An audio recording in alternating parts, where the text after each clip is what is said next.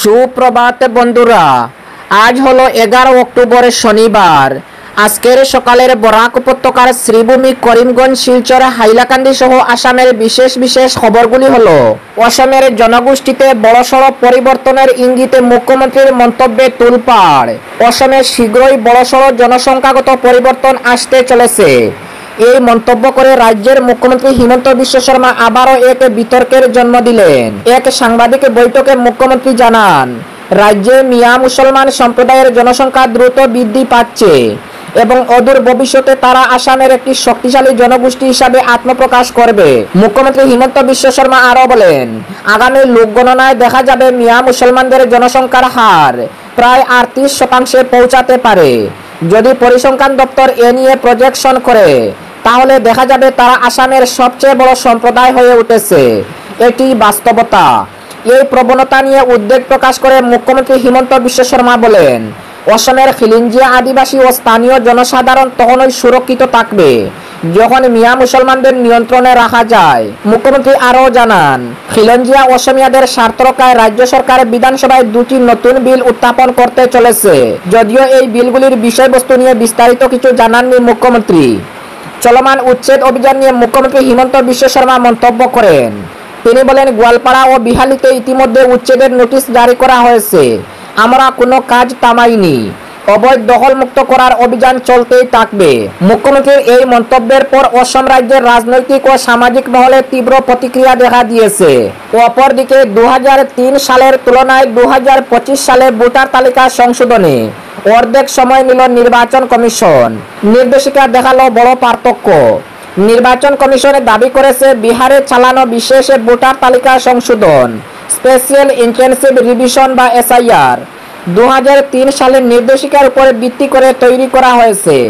কিন্তু সেই নির্দেশিকা প্রকাশ্যে আসার পরে দেখা গেছে দুই প্রক্রিয়ার মধ্যে মৌলিক পার্থক্য রয়েছে। 2003 সালের নির্দেশিকায় স্পষ্টভাবে বলা ছিল, নাগরিকত্ব যাচাই করা গণনাকারীর কাজ নয়। সেই বছরের সংশোধনের পুরো প্রক্রিয়াটি চলে 6 মাসের বেশি সময় ধরে, যা 2025 সালের তুলনায় প্রায় দ্বিগুণ। অথচ ইসি আদালতে দাবি করেছে তাদের বিরুদ্ধে তাড়াহুড়া করে কাজ করার অভিযোগ সম্পূর্ণ ভুল এবং ভ্রান্ত। 2003 সালের নির্দেশিকা অনুযায়ী বিহারের মুখ্য নির্বাচনী আধিকারিককে ইসিও 2002 সালের 30 জুনের মধ্যে বিদ্যমান ভোটার তালিকা একত্রিত করার রিপোর্ট পাঠাতে বলা হয়েছিল। 13 জুলাইয়ের মধ্যে প্রাথমিক তালিকা মুদ্রণ শেষ করে 16 জুলাই থেকে শুরু হয়েছিল বাড়ি বাড়ি গিয়ে যাচাইয়ের কাজ, যা চলেছিল 16 আগস্ট পর্যন্ত। এরপর খসড়া তালিকা তৈরির জন্য 2 মাস সময় নির্ধারিত ছিল। 13 অক্টোবর সেই খসড়ার সার্টিফিকেট পাঠানো এবং 16 অক্টোবর প্রকাশে নিশ্চিত করার কথা ছিল। শেষ পর্যন্ত 2003 সালের 6 জানুয়ারি প্রকাশ করা হয়েছিল চূড়ান্ত ভোটার তালিকা। অর্থাৎ পুরো প্রক্রিয়াটি সম্পূর্ণ হতে প্রায় 6 মাস সময় লেগেছিল। এর বিপরীতে 2025 সালের SIR প্রক্রিয়া শুরু হয়েছিল 24 জুনে এবং শেষ হয়েছিল মাত্র 3 মাসের মধ্যে, অর্থাৎ 30 সেপ্টেম্বর। এই সময়ের মধ্যে 25 জুন থেকে 26 জুলাই পর্যন্ত ভোটার তালিকার তথ্য সংগ্রহ, 1 আগস্ট খসড়া তালিকা প্রকাশ, 1 সেপ্টেম্বর পর্যন্ত দাবি আপত্তি গ্রহণ এবং 30 সেপ্টেম্বর চূড়ান্ত তালিকা প্রকাশ করা হয়। তাছাড়া 2003 সালের নির্দেশিকা অনুযায়ী গণনাকারীদের প্রশিক্ষণে যথেষ্ট আগে এবং পরিপূর্ণভাবে সম্পন্ন করার কথা বলা হয়েছিল। কিন্তু 2025 সালের নির্বাচন কমিশন 24 জুন ঘোষণার পরের দিন থেকেই প্রশিক্ষণ ও তালিকা সংগ্রহ একসঙ্গে শুরু করে। অপরদিকে মুখ্যমন্ত্রীর গতিশীল নেতৃত্বে বরাকের পরিকাঠামো উন্নয়নে গতি, বললেন মন্ত্রী কৌশিক রায়। অসমের মুখ্যমন্ত্রী ডক্টর হিমন্ত বিশ্ব শর্মার গতিশীল নেতৃত্বে বরাক উপত্যকা আজ নজিরবিহীন রূপান্তরের সাক্ষী হয়েছে। সড়ক, এলিভেটেড করিডোর এবং সেতু নির্মাণে এক নতুন অধ্যায়ের সূচনা হয়েছে। এমনটাই মন্তব্য করেছেন খাদ্য, গণবিতরণ ও ভোক্তা বিষয়ক, খনিজ ও খনিজ পদার্থ এবং বরাক উপত্যকার উন্নয়ন বিভাগের মন্ত্রী কৌশিক রায়। শুক্রবার শিলচরে জেলা কমিশনার কার্যালয়ের নবনির্মিত সম্মেলন কক্ষে অনুষ্ঠিত এক উচ্চ পর্যায়ের পর্যালোচনা বৈঠকে সভাপতিত্ব করে মন্ত্রী বলেন, সড়কই উন্নয়নের প্রাণ দ্বারা। বরাক উপত্যকার সামাজিক ও অর্থনৈতিক অগ্রগতির জন্য মজবুত যোগাযোগ ব্যবস্থা শুধু কাম্য নয়, 2026 সালের মার্চের মধ্যে সম্পূর্ণ হবে গুরুত্বপূর্ণ সড়ক প্রকল্পগুলো। NHIDCL কে কঠোর নির্দেশিকা উন্নয়নের সময়সীমা ও প্রতিশ্রুতির উপর জোর দিয়েছেন। এই সর্বাত্মক পর্যালোচনা বৈঠকটি বরাক উপত্যকার উন্নয়ন যাত্রার এক ঐতিহাসিক মাইলফলক হিসাবে চিহ্নিত হয়েছে। মন্ত্রী কৌশিক রায়ের দৃঢ় বক্তব্য প্রতিফলিত হয়েছে রাজ্য সরকারের অবিচল অঙ্গীকার বরাক উপত্যকাকে এক সংযুক্ত আধুনিক ও সমৃদ্ধ অঞ্চলে পরিণত করার। মুখ্যমন্ত্রী ডক্টর হিমন্ত বিশ্ব শর্মার দূরদৃষ্টিসম্পন্ন নেতৃত্বেই এই অবকাঠামো বিপ্লবের মূল চালিকা শক্তি বলে উল্লেখ করেন মন্ত্রী কৌশিক রায়। মন্ত্রী কৌশিক রায়ের বক্তব্যে স্পষ্ট প্রতিফলিত হয়, মুখ্যমন্ত্রী ডক্টর হিমন্ত বিশ্ব শর্মার নেতৃত্বে বরাক উপত্যকায় ঘটেছে দৃশ্যমান পরিবর্তন। এই বৈঠকে উপস্থিত ছিলেন 3 জেলার কাছাড়, শিলচর, শ্রীভূমি, করিমগঞ্জ ও হাইলাকান্দি শীর্ষ প্রশাসনিক আধিকারিক, বাস্তুকার এবং জনপ্রতিনিধিবৃন্দ। এই বৈঠকে ভারতমালা প্রকল্প অন্যান্য জাতীয় পরিকাঠামো উদ্যোগের অধীনে চলতি গুরুত্বপূর্ণ সড়ক প্রকল্পসমূহের অগ্রগতি ও সমস্যাবলী খতিয়ে দেখা হয়। তিনি সব বিভাগের সংস্থাকে প্রশাসনিক বিলম্বের ঊর্ধ্বে উঠে নির্ধারিত সময়সীমার মধ্যে প্রকল্পসমূহ সম্পন্ন করতে হবে স্পষ্ট নির্দেশ দেন। মন্ত্রী আরও জানান, সরকারি প্রকল্প বিলম্বের ক্ষেত্রে শূন্য সহনশীলতার নীতি গ্রহণ করা হয়েছে। তিনি national highways and infrastructure development corporation লিমিটেডের কর্মকর্তাদের নির্দেশ দেন যে কাশীপুরের সড়ক নির্মাণ প্রকল্প 2026 সালের মার্চের পূর্বেই সম্পন্ন করতে হবে। এই প্রকল্প নগরীয় যানজট নিরসন ও শিলচর শহর এবং উপশহরের মধ্যে নির্বিঘ্ন সংযোগ নিশ্চিত করার জন্য অত্যন্ত গুরুত্বপূর্ণ বলে উল্লেখ করেন তিনি। অপরদিকে শিলচরের সোনাইয়ে ভুয়ো চিকিৎসকের রৌশন আলী গ্রেফতার। পুলিশের আরও এক ভুয়ো চিকিৎসক গ্রেফতারে বড়সড় সাফল্য এসেছে। শিলচরের সোনাই থেকে রৌশন আলী নামে এক ভুয়ো চিকিৎসককে গ্রেফতার করেছে পুলিশ। শুক্রবার রাতে পুলিশ তাকে তার সোনাই মতিনগর রোডের ফার্মাসি থেকে পাকড়াও করে। রৌশন আলী শিলচরের সোনাইয়ের উত্তর মোহনপুর 7ম খণ্ডের বাসিন্দা।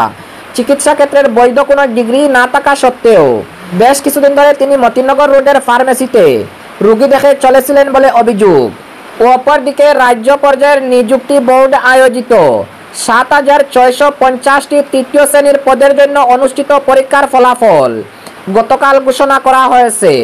গতকাল সকালে 10:30টায় বেশ কয়েকটি ওয়েবসাইটে একযোগে এই পরীক্ষার ফলাফল ঘোষণা করা হয়েছে। ফল ঘোষণার পূর্বে তৃতীয় শ্রেণীর পদের জন্য গঠন করা রাজ্য পর্যায়ের নিযুক্তি কমিশন আসাম প্রশাসনীয় পদাধিকারী মহাবিদ্যালয়ে একটি সাংবাদিক সম্মেলন সম্বোধন করে কমিশনের অধ্যক্ষ তথা রাজ্য সরকারের অতিরিক্ত মুখ্য সচিব অজয় তেওয়ারি সাংবাদিকদের সম্বোধন করে বলেন যে অবাধ ও স্বচ্ছ প্রক্রিয়া বজায় রেখে লিখিত পরীক্ষা এবং দক্ষতার ভিত্তিতে গতকাল 7,650টি তৃতীয় শ্রেণীর পদের ফলাফল ঘোষণা করা হয়েছে।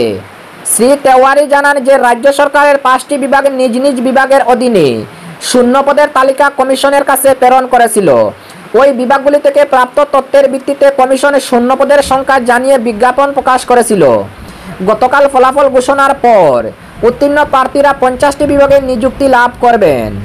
এর মধ্যে কৃষি বিভাগে সর্বাধিক 1,850টি পদ, পঞ্চায়েত ও গ্রাম উন্নয়ন বিভাগে 873টি পদ এবং বিদ্যালয় শিক্ষা বিভাগে 581টি শূন্যপদ রয়েছে।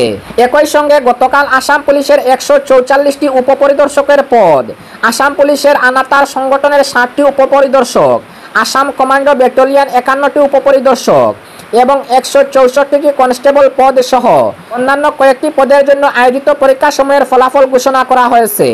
এবং মুখ্যমন্ত্রী হিমন্ত বিশ্ব শর্মা জানিয়েছেন আজ 5,614টি পরীক্ষার ফলাফল বেলা 11টায় ঘোষণা করা হবে। চতুর্থ শ্রেণীর পদের জন্য আয়োজিত পরীক্ষার ফলাফল আগামী 15 অক্টোবর ঘোষণা করা হবে বলে মুখ্যমন্ত্রী জানিয়েছেন।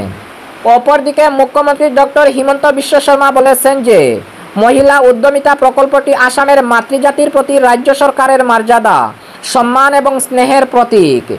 গতকাল ডিব্রুগড়ে আয়োজিত এক বিশাল জনসমাবেশে এই প্রকল্পের অধীনে চেক বিতরণ কর্মসূচিতে শুভারম্ভ করে ভাষণ প্রসঙ্গে ডক্টর হিমন্ত বিশ্ব শর্মা এই মন্তব্য করেন।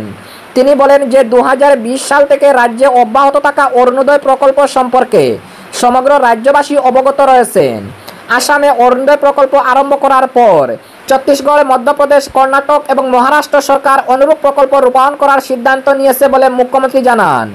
মুখ্যমন্ত্রী বলেন পশ্চিমবঙ্গ সরকারও আসামের অরুণোদয় প্রকল্পের অনুকরণে লক্ষ্মী ভাণ্ডার নামে একটি প্রকল্প সেখানে বাস্তবায়িত করেছে। তিনি বলেন যে নারী শক্তির মর্যাদা এবং মহিলা সবলীকরণের বিষয়টির প্রতি লক্ষ্য রেখে রূপায়ণ করা অরুণোদয় প্রকল্পের ন্যায় আসাম সরকার মহিলা উদ্যমিতা অভিযান নামে এই নতুন প্রকল্পটি আরম্ভ করেছে। মুখ্যমন্ত্রী হিমন্ত বিশ্ব শর্মা আরও বলেন আসামের মহিলারা আজ এক জাগ্রত শক্তিতে রূপান্তরিত হয়েছে। বর্তমানে আসামের 40 লক্ষ মহিলা স্বনির্ভর গোষ্ঠীর সঙ্গে যুক্ত রয়েছেন এবং 40 লক্ষ স্বনির্ভর গোষ্ঠী রাজ্য সক্রিয় রয়েছে। অরুণোদয় প্রকল্পের আর্থিক সহায়তা যেভাবে বৃদ্ধি পেয়েছে, একইভাবে মহিলা উদ্যমিতা প্রকল্পের অধীনে প্রদেয় আর্থিক সহায়তার পরিমাণও বৃদ্ধি পাবে বলে মুখ্যমন্ত্রী উল্লেখ করেন। তিনি বলেন, মহিলারা এই অর্থ সঠিকভাবে ব্যবহার করলে ভবিষ্যতে তারা আরও বেশি আর্থিক সহায়তা লাভ করবেন।